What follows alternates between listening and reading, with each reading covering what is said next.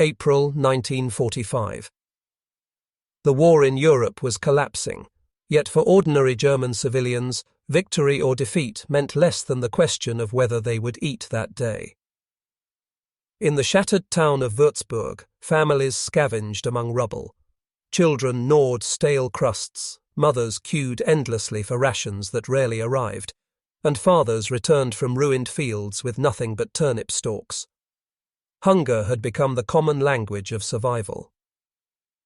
Then one morning, as the grey fog lifted, a new smell drifted across the ruins. At first faint, then undeniable, the rich, salty, sizzling scent of bacon. It rose above the acrid odour of bombed-out stone, above the smoke of burned timbers, above the stench of latrines. It was warm, inviting, and maddening. For a moment, mothers froze. Children lifted their heads, nostrils flaring like animals. The scent carried memory. Breakfasts from before the war, Sundays in kitchens with eggs and fat frying, fathers smiling at tables now long empty. Nobody said the word out loud at first. To name it seemed dangerous, almost obscene. But the children, less restrained, began whispering, "Speck? Bacon?" The smell was not a dream. It came from the direction of the fields just beyond town, where American troops had pitched tents and parked trucks. Somewhere out there, bacon was being fried in quantity so large that the air itself carried it like a taunt. Mothers looked at each other, then at their children's hollow cheeks, then back to the distant haze where smoke curled skyward, and without quite planning it, they began to walk. Hunger as everyday reality. To understand why that smell could move whole families, you have to picture the state of Germany in early 1945. For years, civilians had lived on rations, shrinking steadily towards starvation. Meat was gone from the table by 1942. Coffee was a memory. Butter disappeared. By the winter of 1944 to 45, the average civilian was scraping by on about 1,200 calories per day, much of it bread made with fillers and thin soups of turnips or watery potatoes. Children were hit hardest. Thin, stunted, bellies bloated from malnutrition, they haunted bombed-out streets in groups, scavenging cigarette butts for paper, trading buttons for crumbs. Mothers tried to stretch flour with sawdust or boiled grass into broth. Hunger sharpened into a constant gnaw that dulled everything else, grief, fear, even ideology. So when bacon's scent cut through the grey air, it was not merely food. It was salvation, or at least the possibility of it. Fear of the enemy. But following that smell was not simple. For years, propaganda had painted Americans as brutal conquerors, mongrels who would enslave German civilians, especially women and children. Posters warned of atrocities. Newsreels insisted the enemy had no decency, no restraint. Even in their hunger, many mothers hesitated. What if it was a trap? What if approaching the American camp meant humiliation, abuse, or worse? One woman, Clara Hoffman, recalled later in her diary, "I told myself if they give bacon to their soldiers, they will not waste it on German mouths. Still the smell grew stronger. The children begged, pulling at my skirt. I thought of all I had been told, and I thought of their bones showing through their skin, and so I walked." The walk itself became an act of surrender, not to politics, but to hunger. First glimpse of the field kitchen. As they neared the edge of the fields, the families saw something both ordinary and astonishing. Rows of olive-drab tents, trucks lined like walls, and in the centre, long steel drums set on stands, fires licking beneath them. Soldiers in uniforms moved with practiced rhythm, stirring pots, cracking eggs, flipping bacon onto trays. The field kitchen was alive with sound, the hiss of fat, the clatter of ladles, the scrape of metal lids, the shouts of men calling orders in English. Smoke curled upward in blue-grey streams, carrying with it the unmistakable perfume of pork fat sizzling on hot steel. Children gasped. Some laughed nervously. Mothers held them back, unsure if stepping closer meant being chased away at gunpoint. Then something unexpected happened. A soldier, barely older than the sons many of them had lost at Stalingrad, looked up, saw the cluster of civilians, and didn't raise his weapon. He smiled. The first offering. It began with one boy. Hans Becker, age 9, cheeks sunken, ribs visible beneath his threadbare shirt, took 2 steps forward. His mother hissed at him to stop, but the soldier waved him closer. Hans hesitated, then walked to the edge of the kitchen. The soldier reached behind him, grabbed a piece of bacon already crisped, and held it out.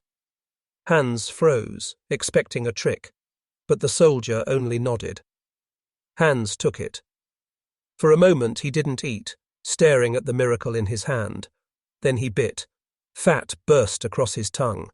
Salt, smoke, warmth, everything his body craved. Tears rolled down his dirty cheeks. Behind him, other children surged forward. Soldiers laughed, half in surprise, half in joy, and began handing out strips, then whole slices of bread with bacon folded inside, then ladles of beans from steaming pots. The mothers stood back, trembling. Was this permitted? Was it safe? Yet when they saw their children chewing, saw colour return to their faces, saw them licking grease from their fingers, something broke inside them. They moved forward too. Breaking the barrier. No propaganda prepared them for this. The Americans did not shout, they did not strike, they did not turn them away, they simply fed them. One soldier even motioned toward a bench, urging the mothers to sit it while he poured coffee into tin cups and diluted it with milk for the children. For many women, the first sip of that coffee, hot, sweetened, foreign, was as shocking as the bacon itself.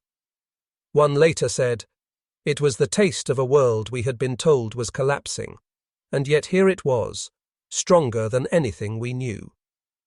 The fear began to dissolve. Suspicion remained, but hunger overcame it.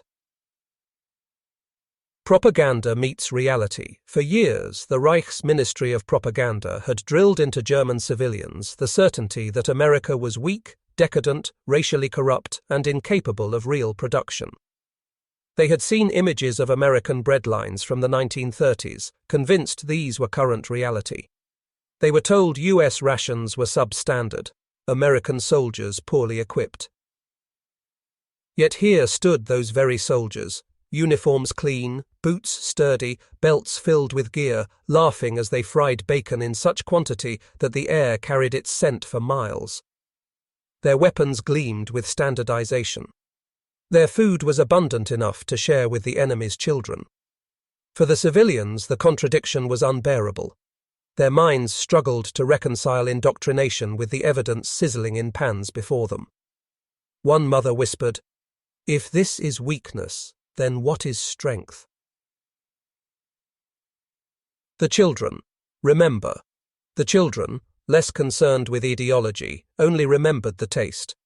Diaries and oral histories collected decades later repeat the same refrain. "I had bacon from an American soldier." For some, it was the first meat they had eaten in 3 years. For others, it was the first meal that left them full.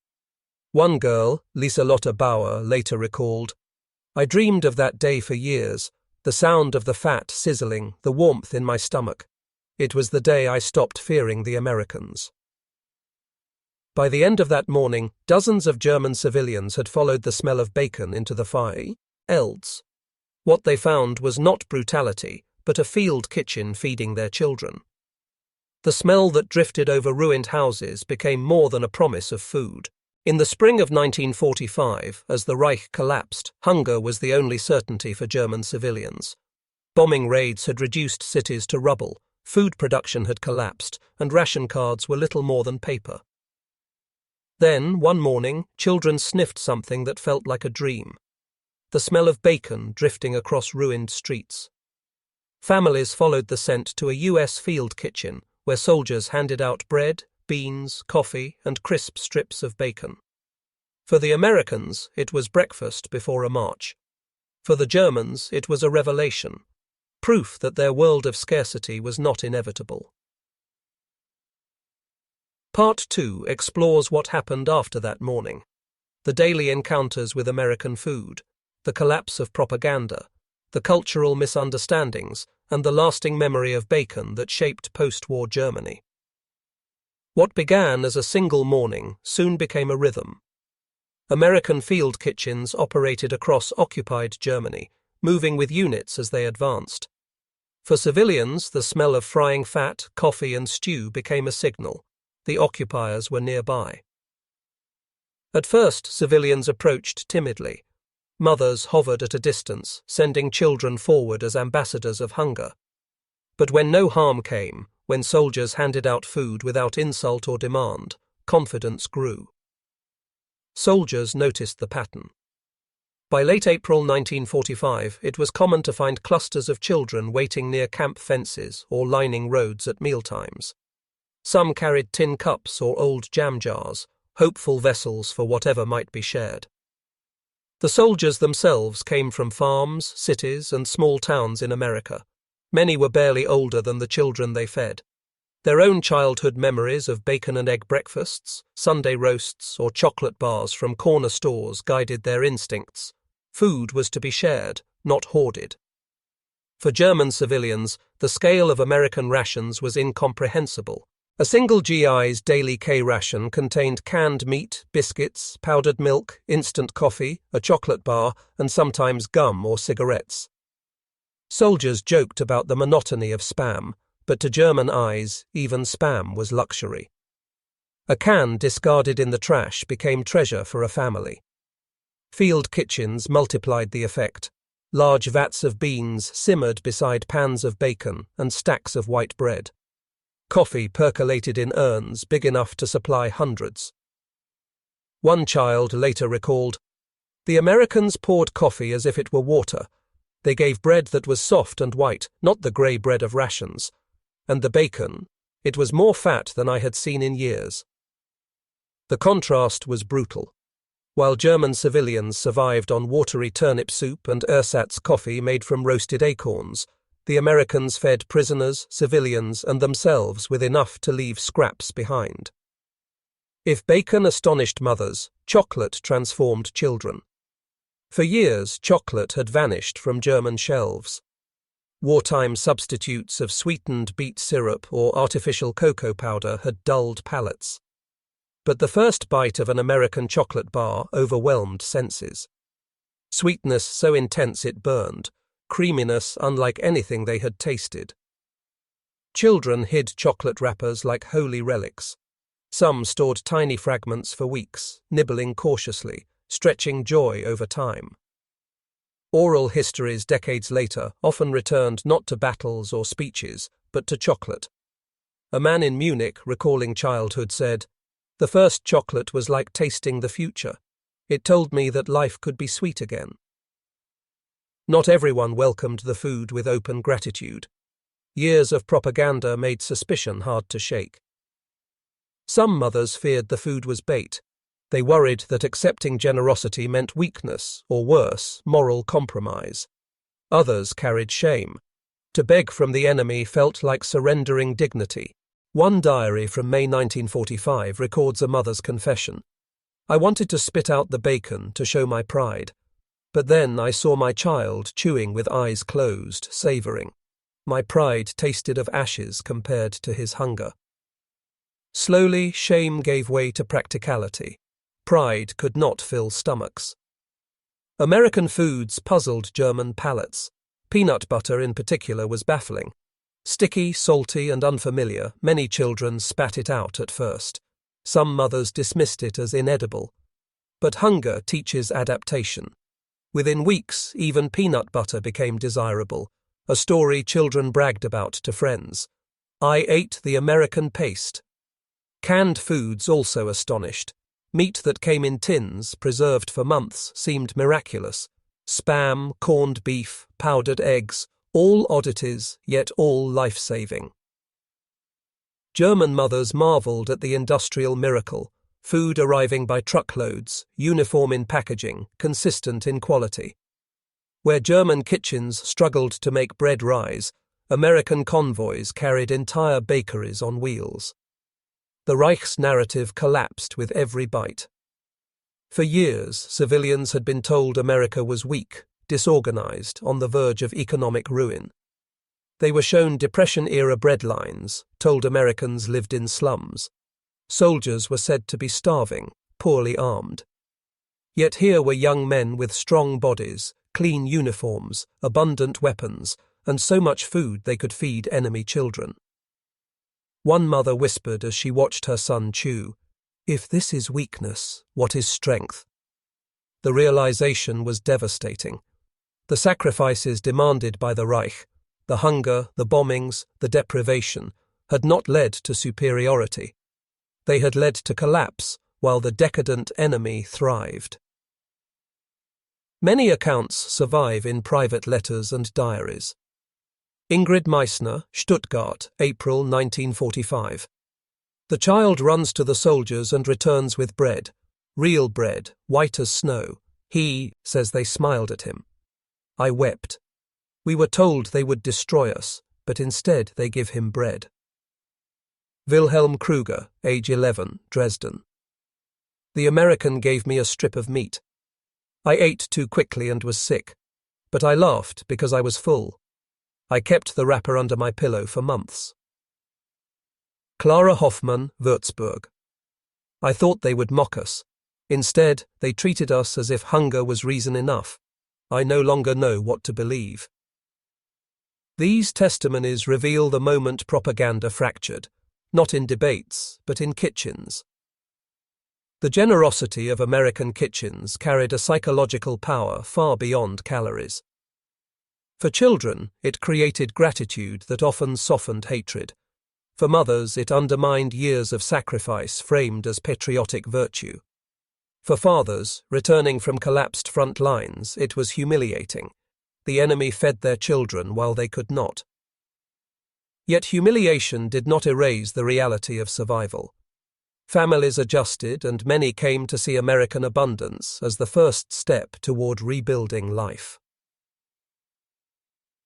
When the war ended in May 1945, Germany lay shattered.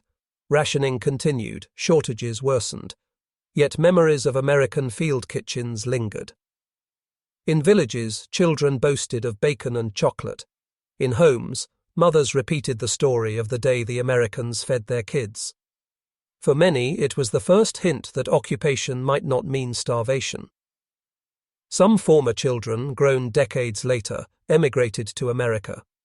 In interviews, they pointed to those early encounters as seeds of fascination. The soldiers gave me food. I never forgot. I wanted to live in the land where food was plenty. The memory of bacon proved indelible. Survivors interviewed in the 1970s and 1980s often returned to that single sensory detail. The smell drifting over rubble, cutting through despair. One woman said, "Even today, when I fry bacon, I think of that morning. I see my child's face, thin and hollow, light up with the first real food he had in years. That smell is freedom." The soldiers who shared it likely never knew the depth of impact. To them, it was just breakfast. To the civilians, it was proof that the world could still offer mercy. Wars are remembered for battles, generals, and treaties. Yet sometimes, history pivots on smaller acts. In 1945, German civilians followed the smell of bacon and found not cruelty but generosity. The enemy fed their children without conditions, without propaganda, without speeches. That morning, ideology collapsed before sizzling fat in a field kitchen. For civilians, it was the first taste of survival after years of hunger. For children, it was the memory that defined their view of America. The smell of bacon, drifting over ruins, proved stronger than years of propaganda. It whispered that a different world existed, one where food was plentiful, where kindness crossed enemy lines, and where even in the ruins of war, humanity could be served on a tin plate.